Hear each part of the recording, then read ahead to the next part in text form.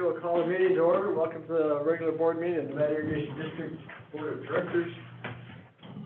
Today is June the 8th. You'll all join me with a salute to the flag, please. I pledge allegiance to the flag of the United States of America and to the republic for which it stands, one nation, under God, indivisible, with liberty and justice for all. Thank you. Madam Secretary, will you call the roll, please? Division 1. Here. Division 2. Here. Division 3. Here. Division 4. Here. Division 5. Here. Thank you. Okay, at this time, we'll take public comment on any items not on today's agenda. If you are watching on Zoom, you need to start on your phone, raise your hand, and we'll recognize you. And if you're in the audience, just step up to the podium. I'd like to remind folks that we would appreciate a 3-minute limit on your comments. So if anybody would like to comment at this time, any item pertaining to NID that's not on today's agenda, do so now.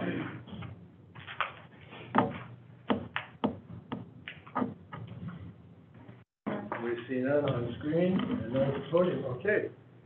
We'll move on to consent agenda. Let's entertain a motion for the consent agenda.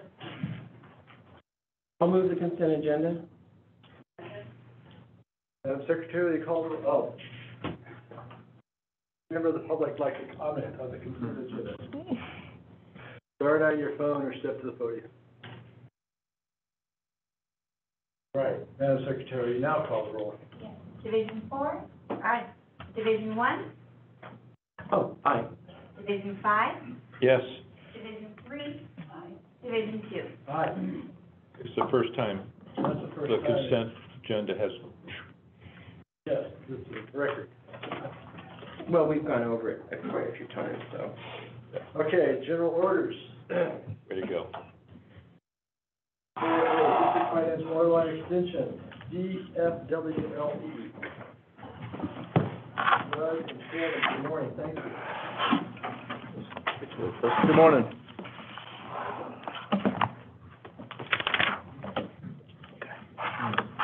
Okay,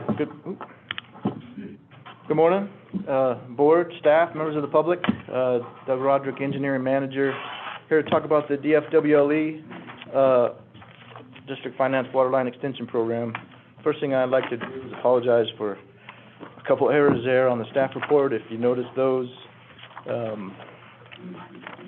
apparently I got distracted while I was writing a sentence, not finished it, and then also didn't catch it when I reread it. So I apologize for those.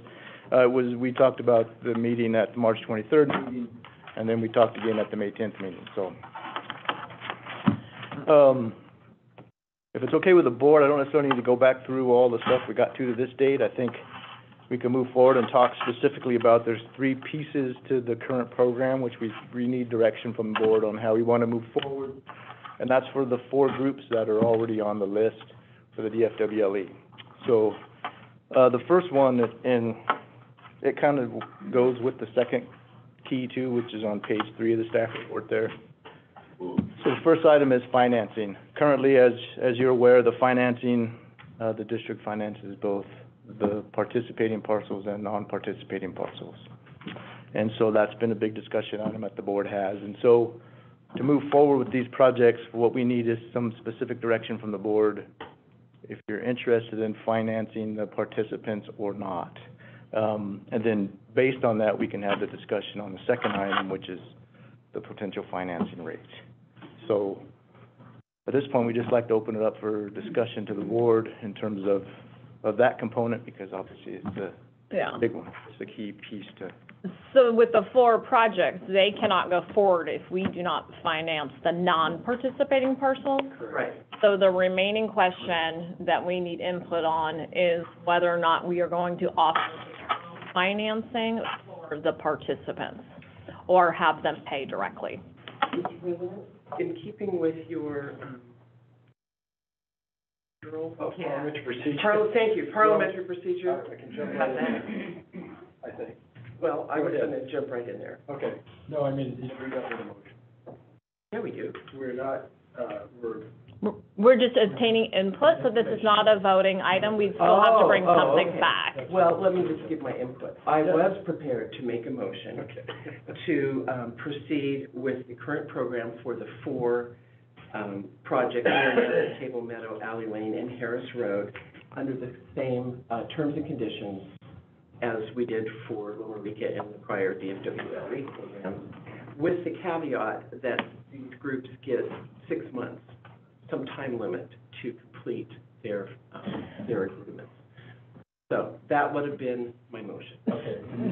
So I propose we take it one step at a time, because I think it'll help us navigate through the questions.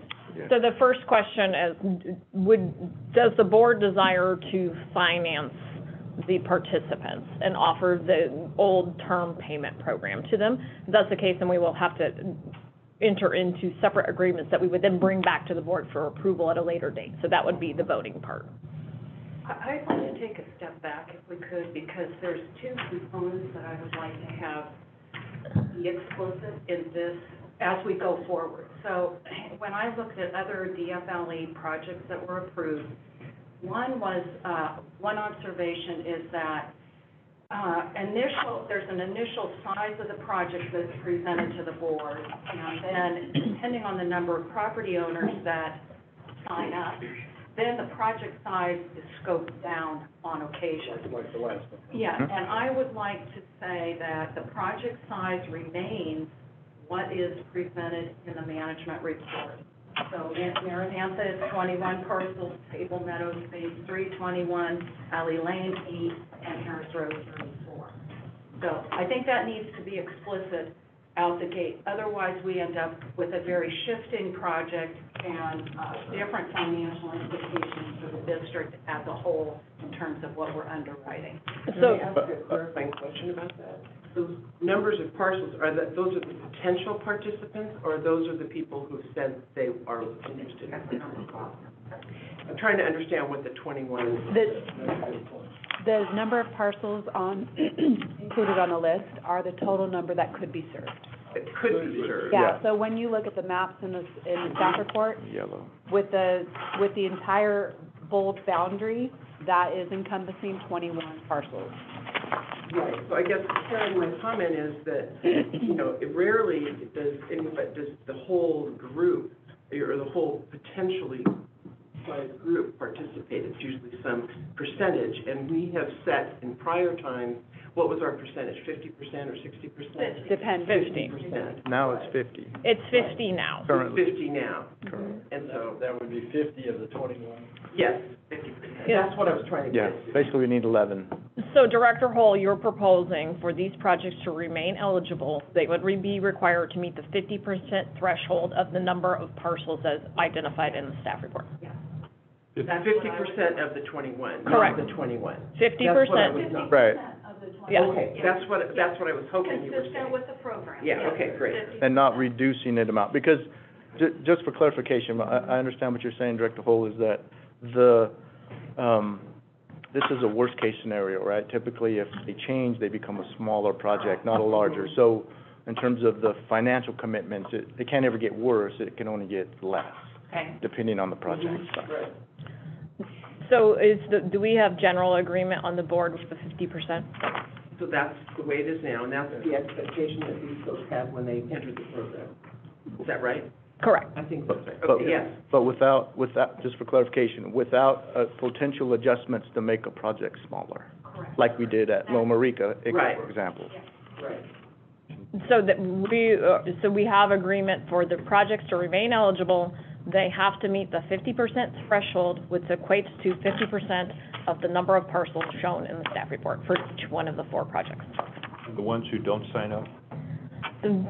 That's different. That's another discussion. Yes. They dealt with very different. That's dealt with, They sign yeah. up later, but they So the pay full district price. still, Understood. so the board is comfortable with still paying for the non-participating parcels? I am. Yes, that's where we were going with this originally. Okay. Yeah, I have a clarifying question. Yeah. Just wait. Yeah, don't, I want to convolute this. We'll try. Don't. It was Please my stay on. understanding that they had to bring parcels indicating interest before they can be on the list. Mhm. This Harris project has no parcel indicating interest, so how is this involved? How is this? So that was the most recent map that was provided, and the highlighted parcels just were not indicated. A petition was received, and we received, 22 signatures. They just weren't. not shown on It was It didn't get put on the map. Yeah. That's okay. I think that's okay, but the process then shows that people express an interest. Yes. And so having that size scope project is an appropriate benchmark. Correct. Kind of a bookend for what the project size could be. Yeah. I would ask, I guess a clarifying question is, what the benefit would be to not allowing a smaller project. If the interest ends up being, or the commitment ends up being more clustered, but not an overall of where the initial interest was shown. Because to me, I mean, we're talking about a huge, to me, if we have customers in the room, if their community is interested in this investment by the district, then there should be a volume of people who are willing to participate, plain and simple. And I think the cost of running this program is not completely reflected in the financials that are presented here. And so this is a program that benefits the community, and I don't disagree with that at all. But I think there has to be commitment on the part of the community and an interest. And as it shrinks, it reflects that there's not really an interest. Well, or an affordability. I mean, it's also true that some people simply cannot afford it. And so that is the main reason why the sizes shrink, is that right? I would assume that Yeah. a financially driven Yeah. Well, if the decision. need is there, if you have no water in your You're gonna house, find the money. you're going to find the money. Well, I disagree. If you're on a fixed property- income and you have just your house and you're getting Social Security, you don't just go find money. Well, there's people in my division that are on tanks and have water because they're not near it, so we don't have any obligation to subsidize them as well. I mean, We don't. I think that it's ultimately every individual customer, or every individual landowner to ensure that they have water on their property. And there's a lot of people in our district, many people in our district, that doesn't have that opportunity because they just get subsidized. I'm one, by the way. Chip will tell you, where's Chip? Look at the maps, I'm a complete island, but just aside, there are people who simply cannot afford it. So I guess I would ask you to clarify your comment about shrinking, not shrinking, kind of what are you looking for in terms of direction? Well, I understand the comment, Mm-hmm. and if that's where the board wants to land, that's fine. My concern would be that when someone calls and asks me, or, in the past had called and asked, and what I told them was, go out and collect interest in your neighborhood. I never said, not that it's hard and fast, but I never said, and make sure that the commitment is there, because once you give me who's interested, that is the hard and fast boundary. Because what happens is, they go knock on doors, and they talk to their neighbors, and they figure out who's having problems or not having problems.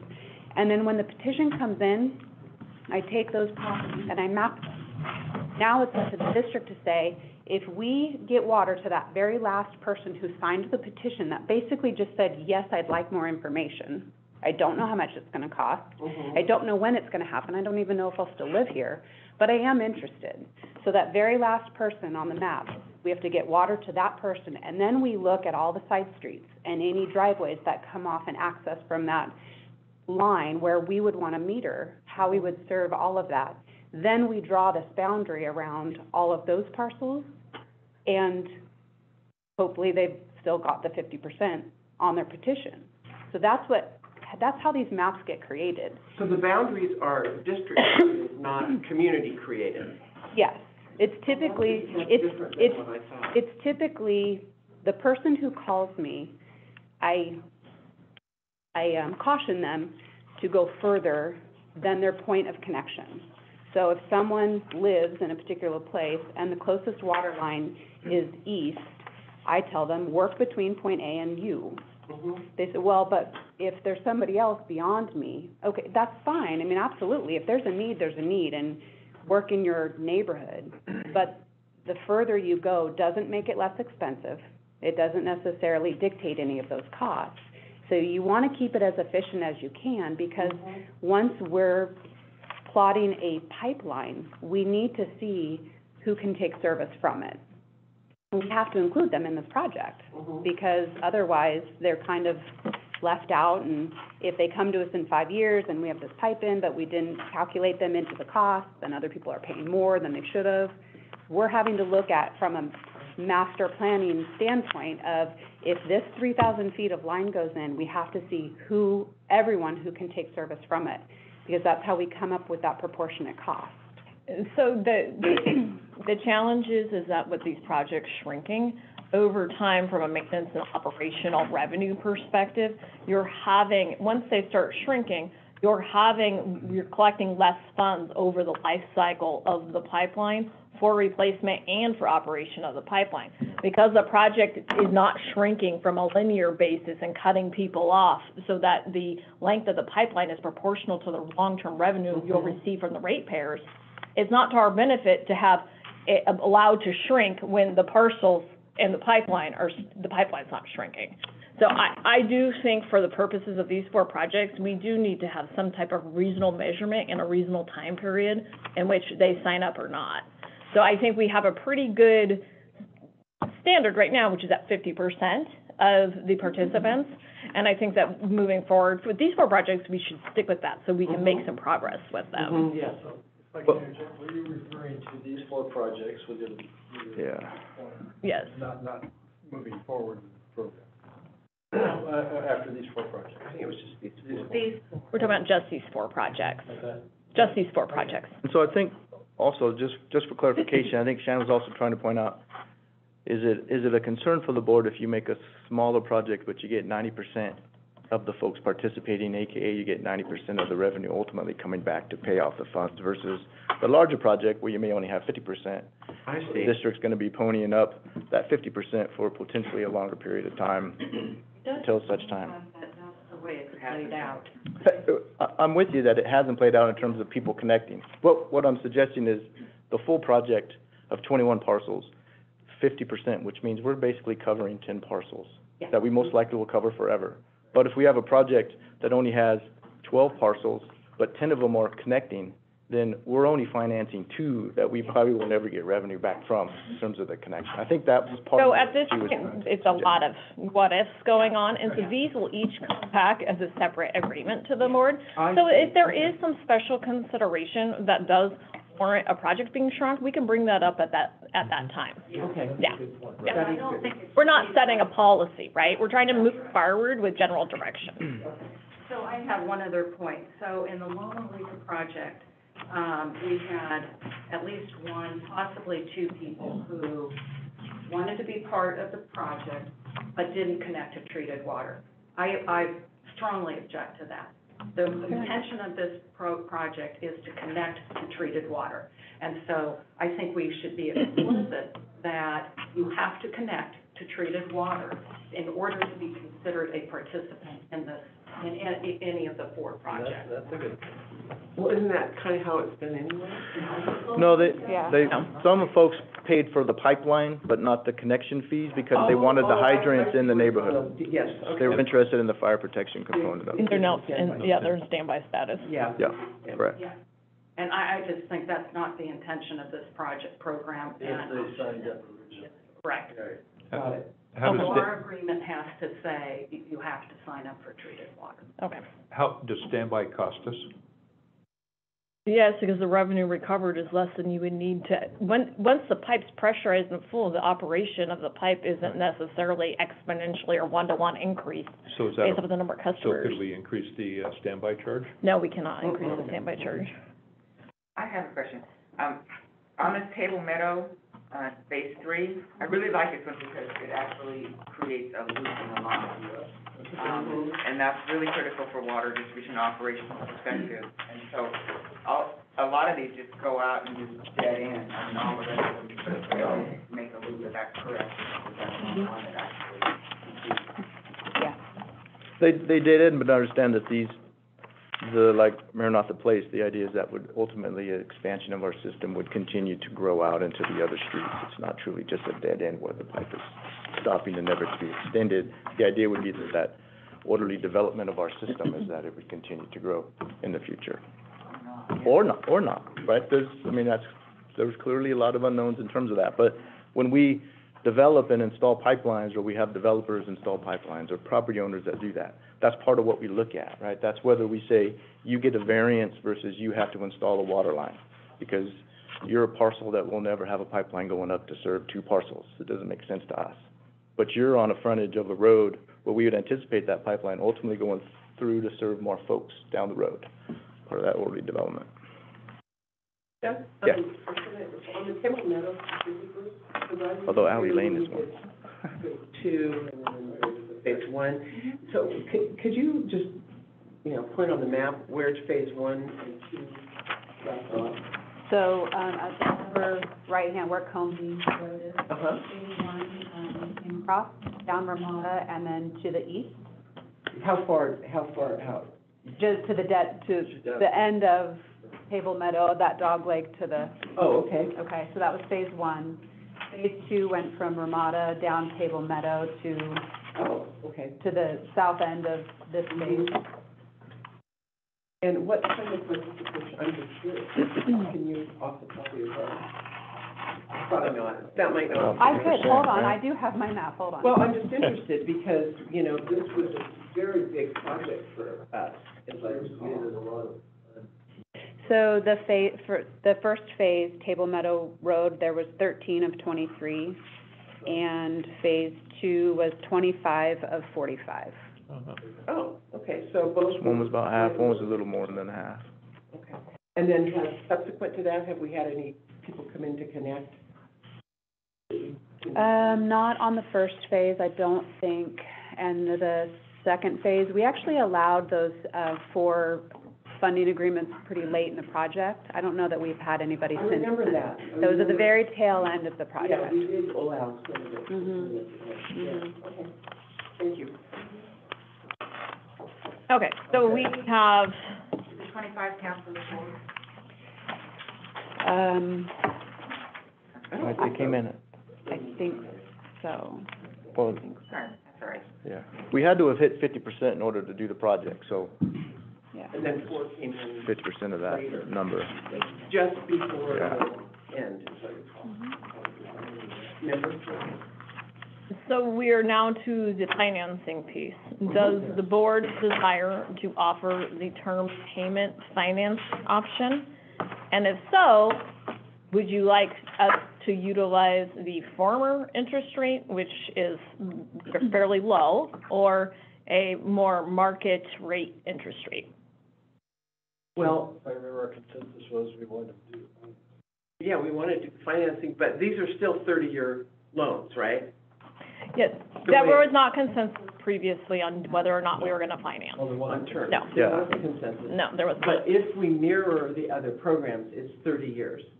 If we, Is that right? Correct. Yeah. current program is that Yeah. one, yes. And we've done fixed rate Yes, for that 30 years. I do not recommend not doing fixed rate. No, you have to do fixed rate, Right. you're That's too kind of difficult. crazy. And so, the current interest rate climate is not reflective really of what it is doing. In other words, you wouldn't want to pin the interest rate at 6%. So I over the think, next 30 years, that wouldn't be fair or reflective of the market, in my opinion. well, you have to think about what market are we talking about? So when we're loaning funds, we are taking revenue outside of either making an investment in our own infrastructure or on the market. So year over year for the past decade, although, as was pointed out, we did have a couple bad years of investments because of how they were managed. It's likely you get 6 to 7% returns. I was gonna say, could our financial consultant, advise us on That's what it is. Well, and it used to be, prior to the lowering, it was something more like 4%, I think. Wasn't it? Laura, do you remember?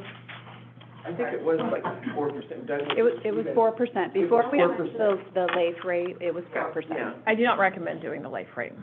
right, no, we wouldn't, we would choose the rate that was maybe 10 or so. So originally way back in the Like in beginning. the nineties. Like way back, we did something, we actually used the prime rate, which is one of the reasons we put that in there as a potential option, Mhm. which is the prime rate. And it's one that's published, so it's easily, the information is, I think LAIF was part of that whole reason too, is one is it's published, so it's available for folks to see. Two, we typically took the monies for these programs out of the operating, which is the monies that are in LAIF that can come out, it's basically like a money market account, Right. for lack of a better term. So those were the monies used, so those are the money, that's the kind of the money that was getting in return, because we have the ability to pull it in and out of there so quickly. So I think that's why that was used more recently. But historically, in the past, we did use a different number. So we're Yeah, I willing remember. to listen to, 4% is what- yeah. We just think, we'd also looked at like the 10-year treasury, which today's rate's like 2.97 or something. Mhm. Again, I think it's important to have a published Metric, rate, yes. and easy for us to grab and to Right. utilize, whatever that may be, whether it's prime plus some number, but at least we have the basis But I'm to also, be there. we don't want to have some sort of floating rate that then causes. Yeah, 'cause that's a lot more effort for us Yeah, to have to go through right. and correct those every year and make adjustments, and, yeah. Can't It's just we good do stuff. it every 5 years? I wouldn't recommend No. doing that. We're not set up to even remember to do that. I understand. Will we be managing these loans internally just like this, all off the books and just? Correct, we are looking into getting some type of a loan module. The loan accounting is very, very, very cumbersome. Bank. Correct, so I would recommend that you consider the prime rate if you don't wanna go if you wanna go something higher than LAIF, I would choose the prime rate. So right now, it's running around, I don't know, it was It's what? 4%. Pardon? It's 4%. This primary is 4%. The In fact, rates this morning. today are so politically motivated. I mean, how do you set a true one?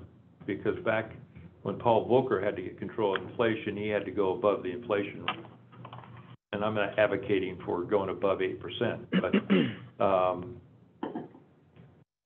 this is a risk either way, because if we don't get inflation under control, the bus, we could go into recession where 4% looks great, to the district. If we do, if inflation is not under control, 4% looks anemic compared to the 1980s rates of 20%. Yeah, but we're not going to go back there. If you're here. Well, and I think. No, wishful thinking, I'm just No, it saying isn't that. just wishful thinking, there's a lot of metrics that show that we will not, there's a lot of reasons, and I could give you a little lesson about the real estate rates, but I won't do No, that here. but I was talking to a real estate person yesterday on something else, and it's kind of fixed right now at 7% for commercial property. That's actually not true, but Well, but, we can have an offline conversation. okay, you got it. So do we have consensus regarding financing the current four project participants? Yes. Yes. Yes. I don't think that that's, I'm sorry, folks, but I don't think that is in the best interest of the district. And the district, by the district, I mean the ratepayers because in fact, we're funding 50% non-participants, and we're then financing over 30 years. So I have a compromise proposal, which would be to shorten the finance period to 15 years. That would give you guys some breathing room, and then it would limit the district's liability. I go back to, there's no other water district that offers financing. If you were a developer and you've developed, 4 parcels, those property owners pay full freight to connect and access treated water. So we have this very small subset of customers, potential customers, that we're treating in a very different way than we treat every other property owner in NID. So that's why I think this is a problem for the ratepayers. And I'm thinking of the entire district, not just the folks we have here. So Director Peters, do you concur with the 15 years, 10 years, what was it, 15? 15. 15 years? Yeah, I don't think we should be subsidizing a certain segment of the ratepayers without, I mean, it's tying up money for operations and maintenance and other operational costs and capital costs of the district. And so I sympathize with the situation, but I completely agree with Director Wells. I think 15 years is more palatable than 30 years for sure. And I think that it should be a rate that we could recoup that we would be otherwise getting on the market. I think that we should be able to have, we will help you if there's financing issues that you don't want to get in equity or something, we can help you. But we need to be true to the rest of our customers as well. And I think that 15 years and not a subsidized rate. We need to be comparable or whatever it was at that day. I mean, I understand the fixed rate, but whatever it was that date. And Ricky had mentioned a time certain date to enter these. I like that idea as well. So what percentage? Well, you know what, before we do that, I want to just like remind us the scale of what we're talking about. We talk, you know, first of all, the way this program was originally constructed, didn't hit ratepayer at all. It was taken from property taxes. So it was not something that our ratepayers paid for. Wait, I gotta object to that. Yeah. Because that property tax money is used for that purpose instead of maintenance, operations, and Correct. other expenses. Correct. So it is the ratepayers who benefit from it. So, I mean, you can take it out of any pot you want, but the fact of the matter is that whatever money pot you take it out of, you're not supporting the broader ratepayer population. You're supporting a very finite group. But yet, these people do become ratepayers. The second thing I want to point out is 2.7 million, what % of our overall budget is that for 1 year? And if you take that over 30 years, if we had 30 years worth of our $80-90 million a year 4%. budget, what is 2.7 million? What % of that? Because this is 1 year's worth. It's under right? 4%. So that's got to be way less than that. So 2.7 million is what % of 90 million times 30 years? 30 years, yeah. Oh, times 30. So, yeah, this will cost about $108 per ratepayer. 108 per ratepayer. Across it, so the extra About 3%. 19,500 or 18,500 are paying for these 100 customers that give this deal. Can you guys do that math? I'm really, So it's about Well, really percent. understand yes, the I scale. can, It's about 3 to 4%. 3 to 4%. Per year. What was the? Well, but it's only, Year. that can't be because these monies are expended in 1 year. So you got 2.7 million spent in year one, and then you've got it's an extremely 29 small more percentage years. of the district's budget over That here. is not being And it- spent, and it's but over it's the being whole year. Sure, then hammered down over 30 years. 30 years. So what percent, if you took 80 million times 30 years and said, okay, what percent is 2.7 million, what percent is that? We understand. No, what well, you're- it's the scale, though, that's the point. It's like, Your point is scale, and we understand that. Yeah. My point would be principle. understood, but I also have a principal point where these folks in particular have been involved in doing this. We asked them, we've made representations to them over the last 4 or 5 years that we were gonna partner with them to get these water lines extended. And I really just fundamentally, as a principle, I really believe that we follow through on what we say we're gonna do. And if we wanna change the game, we can change the game, but let's not change it so much that then nobody qualifies to do it. And the scale, because you and Laura keep talking about, oh my gosh, this is like, we're not doing this for all the other ratepayers. Well, okay, well, let's talk about how much money this really is as a percentage of the whole. And my point is, it's de minimis. It is de minimis. the program, I mean, this is, It's just only these four, we're only talking about these four. you know, I don't, we've been through this every meeting, so we I don't know. really need to go I know. through it again. So I know, let's but- just move well, it and- on. Let's just move Director on. Trans, you want way out of this idea. I'm enjoying it. So can we break it down to more manageable pieces so we can make sure that we get through this today? So right now, we have a recommendation on the table to continue with the financing, but for shorter term at 15 years and using the current subprime rate of 4%. Yep. Do we have agreement on that Yeah, I could live I with think that. I could live with 4%. in 15-year terms? Yeah. You know, there's some people that want 15 years. I don't think 15 years over 30 years doesn't make any difference because, and here's the other thing, real estate changes hands every 5 to 7 years. It does. And in 10 years, I'll bet you not one of those folks owns their home anymore. And we will get paid. Based on our ages, you might be happy. That's right. Well, I didn't want to say it quite that way, but that was the point. So, Okay. Is that we will get paid back probably before 15 years. But to make this affordable, we need those amortizations 30. Now, we could do a different thing. We could say due in 15, amortized over 30, which I do that kind of stuff all the time in my world. That's complicated for No, us. it's not really. You got a The- fixed number and you just amortize it over 30 years. No, it's the management of all of these loans is more complicated than I think anybody thinks that it That's why we're is. getting Yeah. out of, we want. So let's just, so we have a 15-year and a 30-year. Yep. We could do 25. we, It doesn't matter to me. I just want to move this forward. Understood. Everybody has, just another piece is that we used to be a 20-year. Yeah. so. That's right. Change. It doesn't matter to me. Do you want to split the baby at 20 years? Can we be comfortable with that? I'd split it. Yeah, I could do that. Okay, 20 years, 4%. Yeah. Yep. Yes.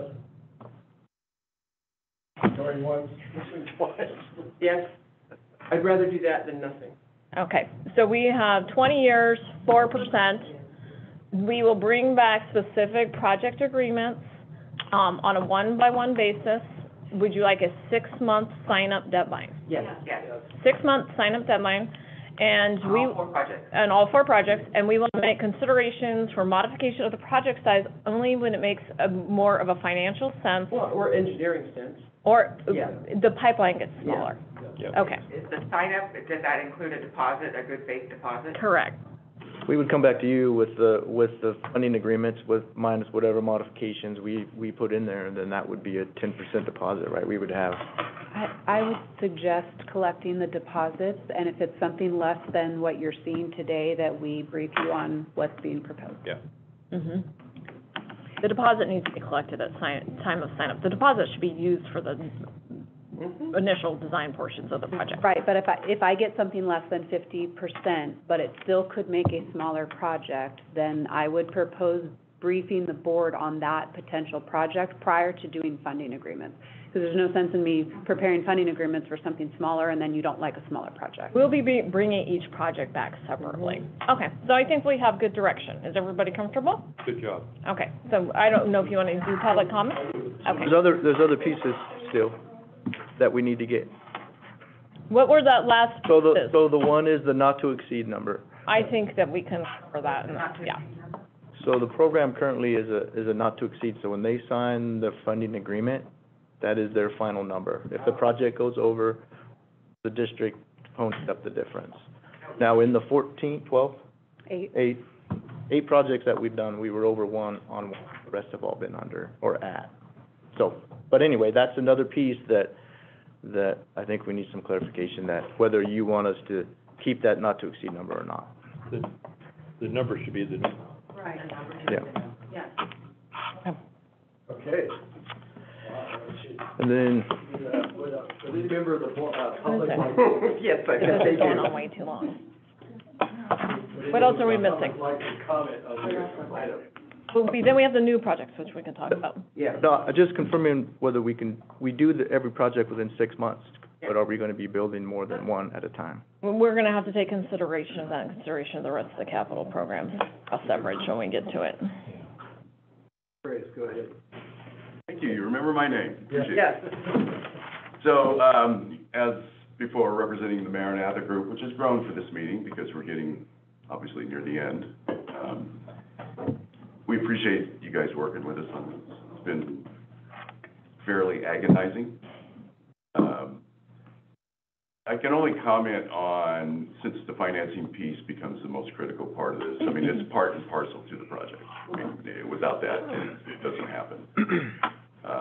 We did talk about in the past some modification to the interest rate, so that's, I think, a fair discussion. The loan payback rate at 20 years, you know what it's gonna come down to for our folks is, whether they can maintain that sort of payment. The monthly for that payment. period of time, yeah. Yeah. So retired folks, our neighborhood is probably, what, 80% retired? At least, yeah. So we're all fixed, so to speak. So all I can say about that is, when we roll out the numbers with Shannon, what they look like will dictate whether or not folks can play. I mean, it'll just come down to that. Better than no financing, appreciate that hanging on in terms of, an integral part of the program, but really it will come down to the numbers and whether folks can afford it. Any of my folks wanna say hi? She will. Okay. Thank you. Thank you. Sorry, I'm Sarah, new to the street. We bought our property there with the understanding that the wells were not great. We had one of the better wells, but we don't, know how long that's gonna last.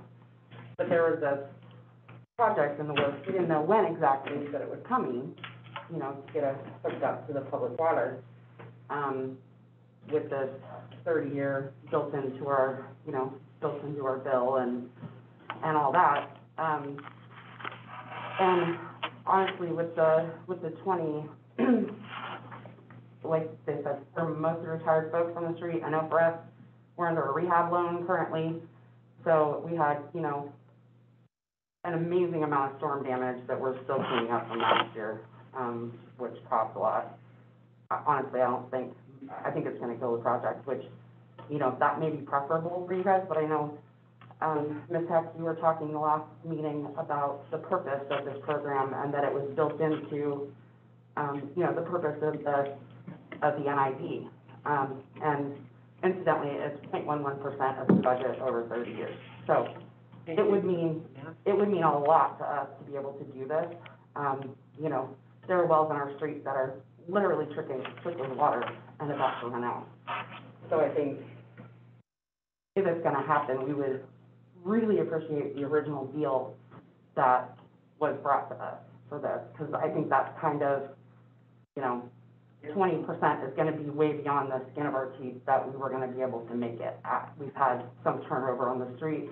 We're still not sure where they're gonna land ultimately, so, we're doing our best to make this work, essentially. And it means a ton to our street and the people who live there. So, and we appreciate your time and all your wisdom. Thank you.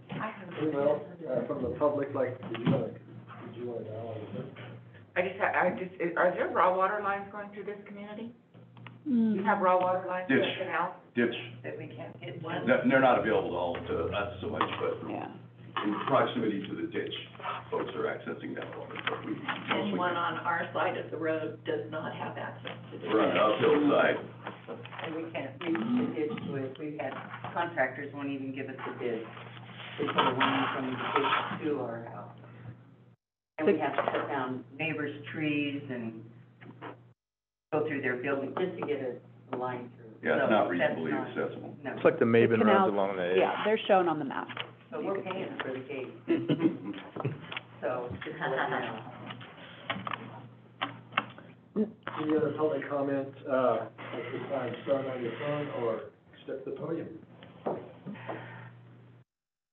All right, Chris? Mr. Johansson, go ahead. Just for information, how many wells, percentage or total, are substandard, not performing? I've got all but two. So that'd be 19? 2 wells. I'd say more than 60%. And the rest And of are, those, there are, 4 or 5 that are dry. And then the others are substandard in terms of flow, gallon, less than a gallon in some cases. And it's just getting worse and progressively worse. Our neighbor, just did a well test on a sale, and, they came out under 1 gallon a minute. Do you have tanks? Do you have storage tanks? They have tanks, we have tanks. Most of the houses now have tanks, because, just for that reason. Right. So then the final item is regarding the existing program moving forward. So we received direction last time that we are no longer going to have this program. So we'll bring back the appropriate policy revision. Good. Good job. Thank you, Doug. Thank you, Shannon. Thank you, folks, for coming in this morning. Very robust discussion.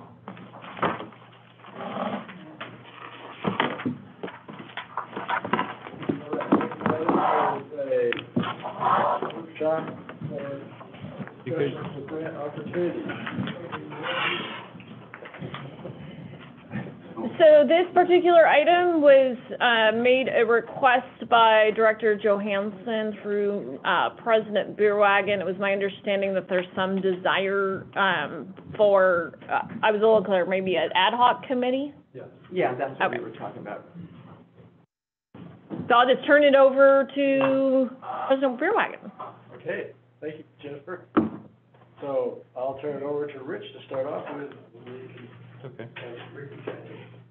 Quickly talking with Ricky and myself, at Aqua, Ricky became aware of maybe grant opportunities from, at the California Farm Bureau meeting with, Joaquin Esquivel and Carla Namath. We became aware of grant money. I became aware of grant monies for the state, and then also I didn't bring the headlines, but the city of Orland, now is receiving $16.7 million for a waterline extension because of dry wells in the area. And so I talked to the city manager of Orland, Pete Carr, who gave me Alicia Masaki direct telephone number, and she is in charge of the small community drought relief program for the Department of Water Resources. So I made the contact, gave the information, and going to step out of the further discussions. But briefly, there was $200 million in the 2021 budget, California. They have allocated. Her suggestion was get your applications in immediately. Kind of gave her the quick overview of what's going on. Said, get your applications in, first come, first serve. We're expecting more money from the 2022. And it is a grant program, as far as I understand. Is this specifically for dry wells? Yep. Okay, so that's very, that's more definitive. And what constitutes a dry well? Well, obviously, The county says under 3 gallons a minute. Okay, that's my question. Yeah, they set a standard. yeah. And so, obviously, it has potential for some of the projects we have in front of us, just, last half hour. So, and then it also has, they're very interested in getting service to small or disadvantaged communities. And in this case, the backbone extension program into Rough and Ready and parts of Penn Valley. But the backbone doesn't address dry wells. That's a different thing, right? Well, actually, the wells are going dry. Well, I'm just asking. I'm not making a judgment if they are or not. It's drought relief. Drought relief. You said disadvantaged, not necessarily dry wells, right? Well, if you're dry wells and disadvantaged, So then you have double. yeah. Oh, okay. It ratchets up. Okay. So, can I chime in, or is? Oh, yeah. This is the Okay, workshop. so, yeah, the workshop, so Rich and I, talked about having an ad hoc committee, or asking the board if we could be the ad hoc committee to really pursue these funding, these funding sources, to get them to a place where then we can hand it over to staff. It was really our efforts to take the place of overburdening staff, and to go out and get the information, do some sleuthing and some fact-finding. And it wasn't that we were gonna write the grants, or, any of that stuff. It was just to be extra hands on deck for trying to get the money into NID. That was it. And I happened to have attended and I think I mentioned this before, but the thing on the federal grants, and I gave the information to Greg, but really Greg is like, what, you got a lot on your plate. I don't know if you've had an opportunity to pursue that. No. So it was really just about, you know, moving it along to the point where staff could then, it wouldn't be so, you know, like shotgun, staff is shotgunning, and we'll let Rich and I do the shotgunning and then narrow it and then come back with something real. But we're comfortable, you guys doing it, more comfortable with you. Well, yeah, if you want to do it, you do it, but we were just, this was just brainstorming to try and take away some of the burden of staff. That was all. Because there's opportunities. There are opportunities, for sure. And, you know, for me, one of them is, you know, extending water lines, and I think that's really an important part of what we do. Yeah. Speaking of that, how far does the water line go down Greenhorn Road? Or does It goes down, exactly at 1/3 of a mile. Okay, That's all. Yeah, that's it. And it's like 5 miles long or something, or 6 or something? Greenhorn is 7 miles long. 7 miles. Okay. And 800 homes, so yeah, Yeah. it's, you know, it's a I thing. mean, But it wouldn't, but I think most of the wells on Greenhorn, I have to say, are okay. It's different in other places of the county. And that's very true. Yeah. Very true. We happen to You be, go down Highway 49 and those regions down there in the southwest. well, and you go out some of those, you know, well, Cement Hill, which is one of the Yeah. reasons why we did that Right, project, right. and you get out into some of those outer reaches. Yeah, it's a different story. We're becoming more reliant on surface water Uh-huh, and ideas to surface water per bear. right. So we need to, you know, I think we just need to go after as much money or programs the state has, the Fed has, Mhm. and just put it on steroids. Right, that was our goal. Yeah. I say something? Director Peters. Thank you. Yeah, on May 26th, I attended a Federal Infrastructure Investment and Jobs Act Funding Opportunities webinar, and there were representatives from U.S. Fish and Wildlife, USDA Forest Service, U.S. Army Corps of Engineers, NOAA, and the U.S. Department of Energy. And they have like $1 billion, and they have, and they're starting their solicitations, they're gonna put them out next year, they're looking for input. But there's, USDA has money for dam decommissioning, we probably get more money for Hemp Hill, removing that dam. The U.S. Department of Energy has, quite a bit of money for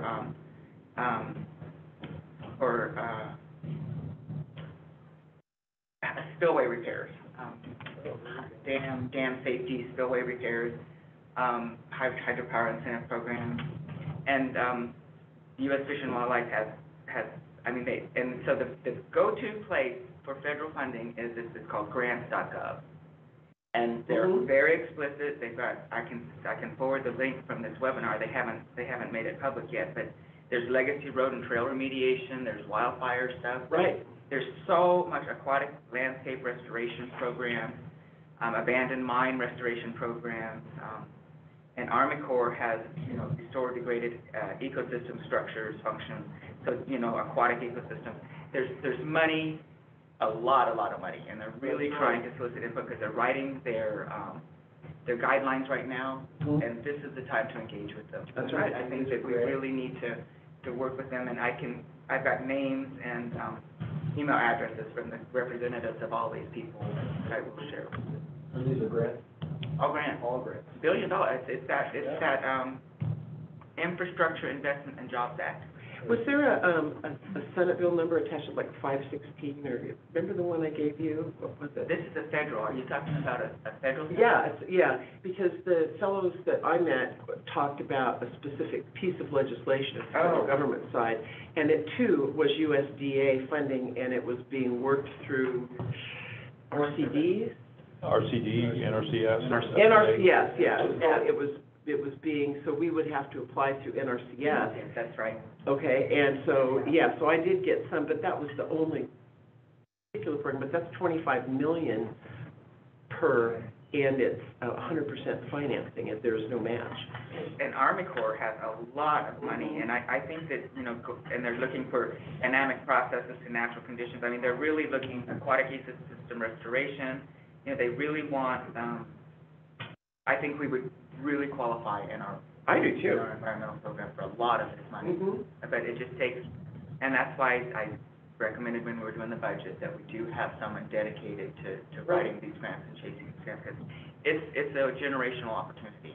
It is, I agree. Maybe years and years and years before we can see this. I agree. I So- support it, I completely agree with you. I would recommend that the board is really wanting to go after additional grant funds. You know, what have we received to date or have been awarded to date? $2.5 million? This year, roughly. About $2.5 million? Sure.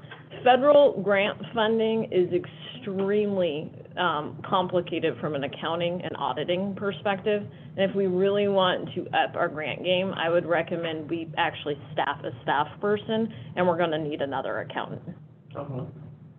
You know, And that was my question for you, because I know Federal funding is very difficult to deal with. The state was more difficult than federal. Federal and state funding, federal funding is especially difficult. The audit burden. Other way around. You typically have to do a separate, they will hire their own auditor to come audit your books for federal funds. So what's the cost benefit ratio then of additional staff versus? Well, How do we gauge? well, can I add just one thing to build on that? Because I brought that up to the consultant where I was, and I said, look, you know, and he says, yeah, I know federal grants have gotten a bad rap, but this particular program, the 516 or whatever it was I gave you, he said, builds in money to pay an outside consultant to do the federal accounting, and he said they've simplified it specifically because of the complaints that they've had. And they were representing that for this one pot of money, it was very different than the other federal grants that people had been getting. So are these, you're talking about different than what Laura's? And that's what they're stressing at this webinar, they are trying to make it more streamlined. and Right. Everything they can to help people get the time. So I had asked, I said, well, do you guys do the administration of the grant and the accounting and all that stuff, is that can be outsourced? Yes. Can the grant funding cover the expenses of the outsourcing? Yes. So. you have to have your accounting set up properly in the first place, is the challenge. I mean, To a large degree, I mean, all of these federal funding programs have an opportunity to fund administrative activities. Mhm. FEMA, if you recall, some of the river fire activities, we went forth and met with FEMA, I don't know how many times. And then at the end of the day, the program just was costing NID more from an administrative perspective, even though they had a line item budget for administrative expense. Most of our grants currently that are the most successful for us are from the Sierra Nevada Conservancy. Right. We just recently received some from the Wildlife Conservation Board. So those are state-funded programs that are more localized, and we have state representatives right here in the community that we bring out to the project sites that understand it, and they speak to their boards on behalf of us on their meetings. So it's very collegial. We have a great rapport with certain organizations. The Water Conservation Board, has grant programs. DWR, we have worked with them in the past and have created grant programs. So the state programs are very beneficial to NID, and I think the administrators within those organizations understand the need of the Sierra Nevada and head source watershed opportunities, as well as drought-specific opportunities and water efficiency opportunities that we can go for. The federal programs, I completely understand the desire to go after the $1 billion or $2 billion of interest for Department of Interior, Department of Transportation, NRCS. They are nationally developed, and so there are not just little old NID. I mean, you've got large organizational interests.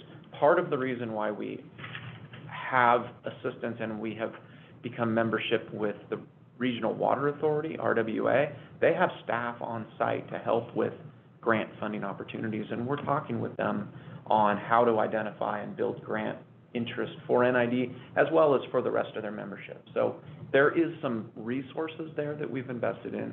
We have hired, the board, we've got a $50,000 line item for a grant assistance. We've utilized half that money to date to hire a local group to help us look for grants, and they're working with Kean right now on trying to find funding for the Scotts Flat Spillway, for instance. We know that's a large dollar item. They're looking at the federal island for that, the federal opportunities, and it's very difficult. There's a lot of hoops, even though the representatives from these firms that we talk to at Aqua, et cetera, will state, yes, over the years it's become more streamlined and more efficient, and there's money to help hire somebody. Well, at the end of the day, it is a long-term burden, and it's not that it's not effective, but we have to look at it. I think it's more effective if we have somebody like an RWA that is looking at a broader project with a lot of regional input, and then there's administrative costs sort of absorbed in that organization, as opposed to, I mean, it'd be great to hire somebody internally and have a grant writer on staff, and they're fully diving into every single project. We would be able to, I think, eventually recoup the cost of somebody as an individual staff member. And I think it would be great. Yeah, I've seen multiple agencies make the mistake of this kind of shotgun scattered approach so just even today, we've brought up probably 10 different focus areas of where you could get grant money. And if you do it outside of your normal budgeting process and your normal strategic planning, we're wasting a lot of time for things that we may get money for, but just aren't moving the needle on anything that the board has identified as a strategic priority. So I recommend we focus on the strategic priorities, then tier into budgeting, and then with budgeted items or items that are on the plate, that's when you start going and looking for grant funds. Because if you do it before, your grant funds will drive your priorities, and it may not be moving the needle for your business. May not be a priority. No. Well, so I have two questions. One goes back to who does the accounting for the grants we're currently getting? Are those? We do, and it's very cumbersome, and we don't have a good system, and so we are ripe for audit issues if we get audited for, or any grant funds.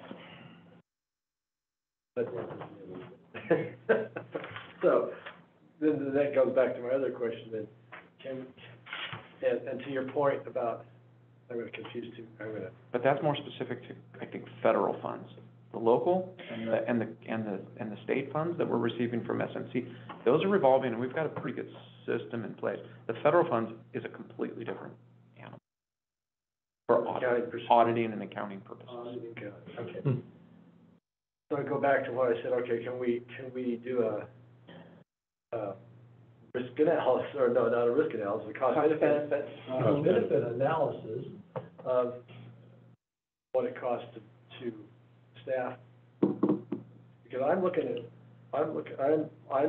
very intrigued by just our conversation yesterday about risk, okay, and the projects we have coming up, right? Looking at those going, this is, if they are that severe, then we have to take a more severe approach to dealing with it, right? And I think this is a piece of the puzzle.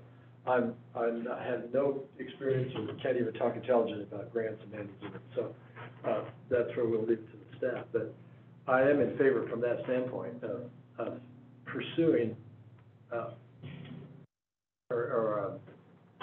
analyzing the cost-benefit ratio somehow, some way. Can we talk about this during annual budgeting, because we're getting ready to start that, and we do have our plates full right now. Yes. Sure.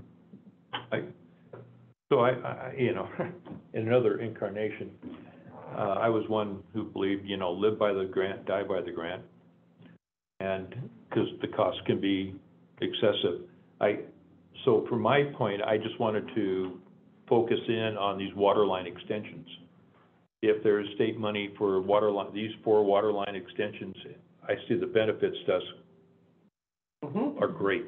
I mean, gets them off our accounting table.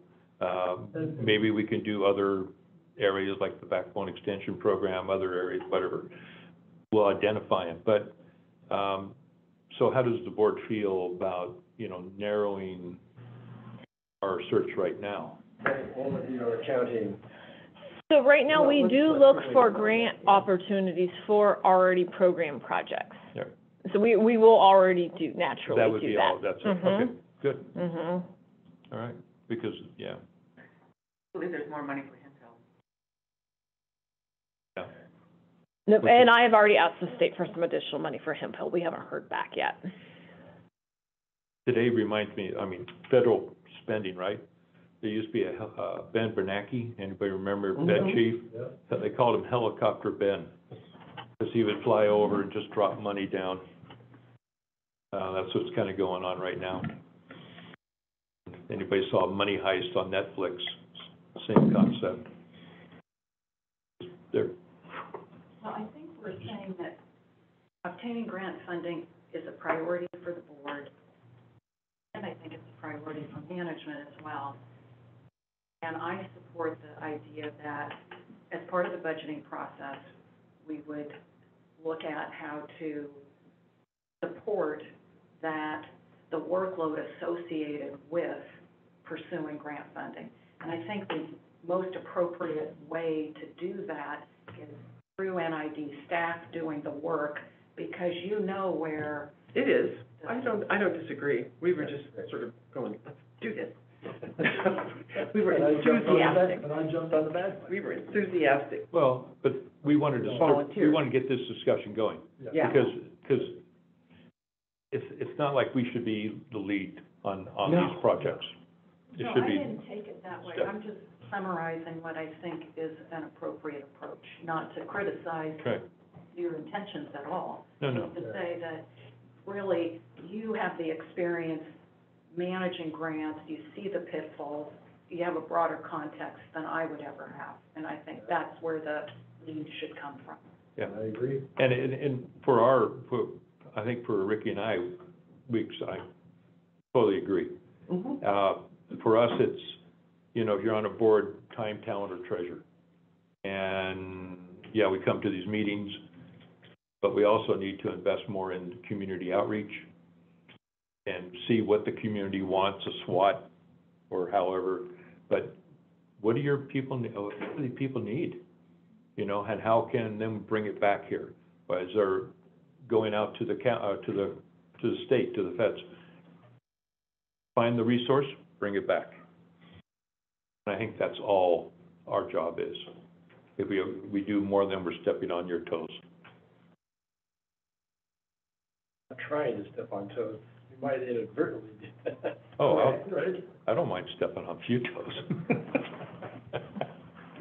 Okay, so what do we see as a direction? You suggested during the budget process.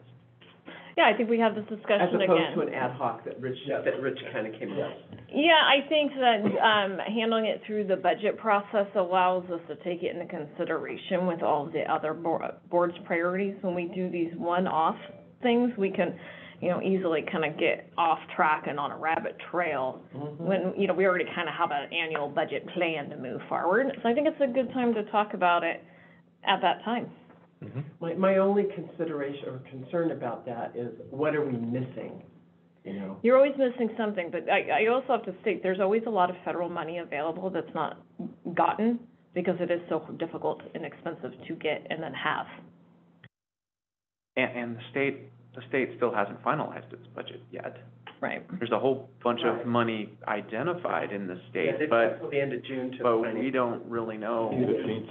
There's drafts and there's revised, but, so we're not missing, Right. we should be looking at it. And the federal monies, these are recurring. They invest and they're not just a short window of time, like, No, you gotta have by October 1. Typically, they're an annual. Well, the program that I've learned about, it is on, we would not even be in it for this cycle. There would be a cycle. There's usually funding cycles. That would be, we would start with our NRCS qualification stuff in the fall. You apply now, and then Yeah. So I guess maybe town what, wants it sooner than later. one of the things I probably haven't been very clear about, so we do look for grant opportunities related to Hemp Hill, related to Scotts Flat, related to ongoing forestry work, related to, right now, we focus in on those funding opportunities, the Backbone Extension Program, related to things we already knew are part of the board's Right. agenda. Yep. So I think from a perspective of not missing out on things, I don't think that we're necessarily missing out on things. We can spin our wheels, but I don't believe right now that that's a good use of staff's time. Seems too that, you have experience in managing these grants, where I don't. I mean, I would be completely speaking out of turn in terms of understanding the workload that's created versus the benefit that's derived. And so I think that, for me, I have to defer to management to make the judgment on where's the dollar value large enough and the potential large enough that it warrants dealing with the workload. And I don't have that experience, and I appreciate that you're going out and looking for opportunities on an ongoing basis. So, from my point of view, I feel like we have to defer to you to make the judgment, because it is a matter of balancing priorities, and that's our priority, and if the cost benefit is great enough, then we should do it. And it just all depends on the pot of money. Some are extremely intensive from a labor perspective to even get the money and hold the money. In my career, my formal career, I was a program manager for many grant programs at both Water Board and at DWR, and I know that staff, I know it's cumbersome, and the more organized you are, the easier it is to navigate, but it's not impossible, and there's a lot of assistance available. A week ago, we just received $570,000 from the Sierra Nevada Conservancy for river fire remediation. If you remember, we put together that application. Those aren't too cumbersome administratively to put together the application, to put together the aspect. And at the end of the day, some of that is, the cost benefit is within our wheelhouse, and we can do. But we do look at those, and we do assess whether or not the benefit really outweighs the cost. We do take a look at it and move it forward, and it's a lot of money, and it can get overwhelming. But having others help us look at that and help wade through it. We do have some consultant assistance on this right now. We have staff that does look at it and can afford the time to put together applications. We bring those resolutions of applications to the board. We explain a project. We do have 27 projects in a CABI list that are shovel ready, and they're just waiting for a funding source to stick into it. And so those are things that we continue to assess and look at, and some will come and go, some we will miss timing, and we will have to hit it at another time, but that's just. What's the term of our consultant contract, the grant consultant? The term till the end of this year. This year, so 1 year term. Yeah. Okay, I think we're good. I think we're in consensus, and we are. Public comment? Yeah. Would any member of the public like to comment on this item, this workshop item for grant opportunities? Start on your phone.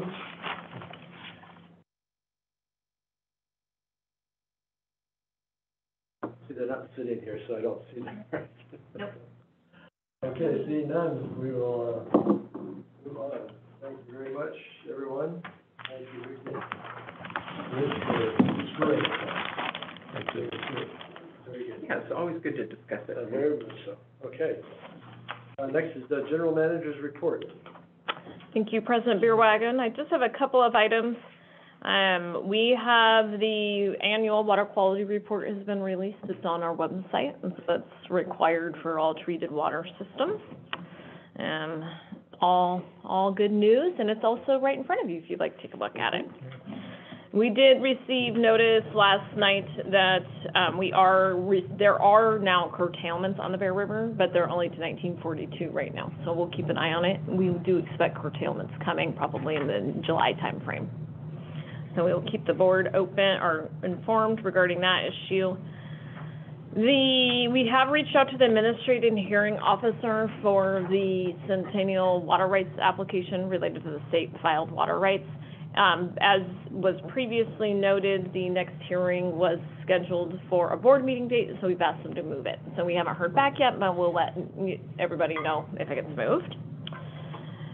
Staff has been working with the state on voluntary agreements, and we have a better idea of what they're looking for, so we will continue to flesh out some of the nuanced details with the state, and then we'll come back to the board regarding the voluntary agreements as an actual item. So the voluntary agreements, as you're aware, currently where the state is at is they are wanting water agencies to sign a memorandum of understanding. That would then, at some later date, an actual voluntary agreement would get presented to the board for approval. So expect to see an item maybe within the next 2 board meetings related to that, so that'll be good. And then we weren't going to do a full water supply update. We are finally hitting the peak of our storage increasing, and all the information is available on the website, so we're still looking really good. Looking great. Yeah. And that's all we had. All right, thank you. Board of Directors, items, reports. Let's go first. I have joined the board of the Nevada County AAUW as the underwriting chair, so I don't know. and I've been working with a number of property groups on their interest to obtain raw water, which now is in a hiatus for this year. But I'm encouraging them to work through the easement issues and get in line and be prepared should our conditions change. Director Holt, just as a point of clarification for my own education, what is the AAUW? It is the Association of American University Women. Oh, great. Supports scholarship programs for young women in college. Oh, love it. Not just Awesome. young women, return to work women. Right. Oh, that's a great organization. Yes, it's a wonderful community group. Nice. Sharon, Director Peters. I've had a couple, I've mostly been working on constituent issues this past couple of weeks, and they seem to be circled around these private conduits. We have a box, and then they collect 7 fixed fees for 1 box, and then there's issues down the line because, and there's no recourse for these people.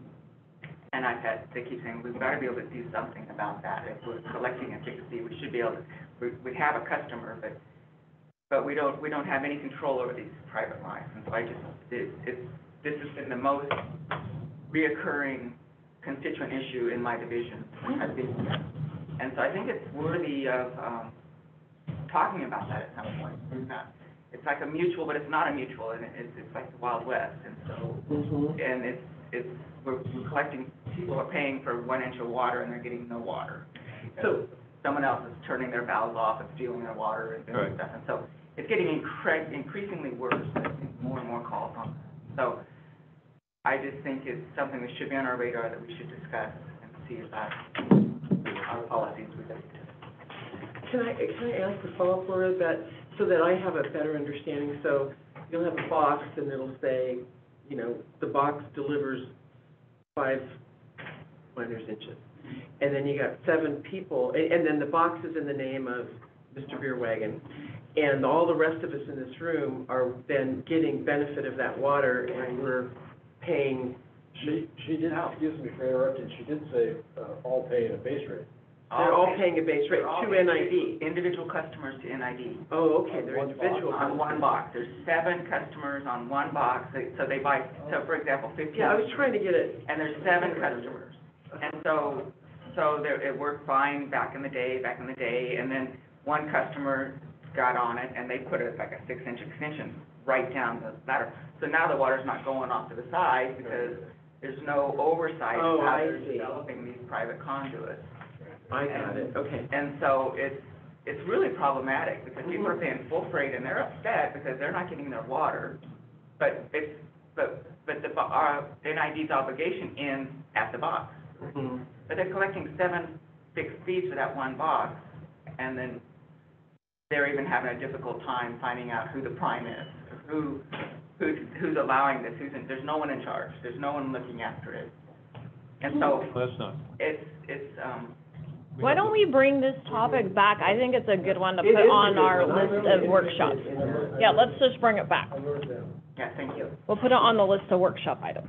so to tag along with what Laura was talking, we have a woman, a lady, end of the line, same situation, got no water last year. Yeah, Someone before her started digging the ditch and made a little reservoir. yep.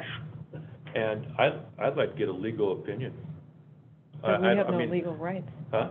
Because NID really has no legal standing at this That's situation. private property level, Yeah, right? and, but what does a private property owner, I Go to small recommend, claims said, go get a lawyer, get a legal opinion, and do what you have to do. Yeah. Because, Once it goes onto private property, it's a Okay, once personal again, issue. Justin would say we're swapping over. Yeah. Good workshop talk. I'll answer that at the workshop. yeah, Yes. Yeah, it's All right. worthy of It discussion. is, because Thank you for I'm that. very much aware of one also. yeah. And Laura's right, it's happening everywhere. A lot, increasingly. Okay, anything else, Laura? Yep. Okay, Director Johansson. Well, good to see a couple of Farm Bureau members and audience livening up the place. And I think they're getting more active, which is great, because that's how our community should be. And my report is just, I've been doing a lot of public speaking and gatherings with groups and carrying the drought message, the drought and the abundance message, and how that all works hand in glove, because I think that at some point, there will be some marketing, or not marketing, what do you call it? Imaging, messaging, there we go. Messaging, I had to find the right words. Messaging issues that we will need to craft. And so being out there listening to folks has been useful, both for me as an elected, but also for them to hear what's going on. So it's been really useful. That's it. That's me. And for me, same constituent problem with, the ditch goes this way across the place, the treated water line goes that way. I didn't sign up for this part. Or I wasn't aware of this part. So anyway, it's all good, so. All right, with that, we'll take public comment at this time for items to be considered in closed session. Any members who would like to comment on the item to be considered in closed session, start at the time? President, while we're waiting, we do not expect any action. You don't, closed session? No. Do not We expect. do not expect any action to be taken. Direction to council. All right, with that, we will close the open session, take a brief break, and open the full session.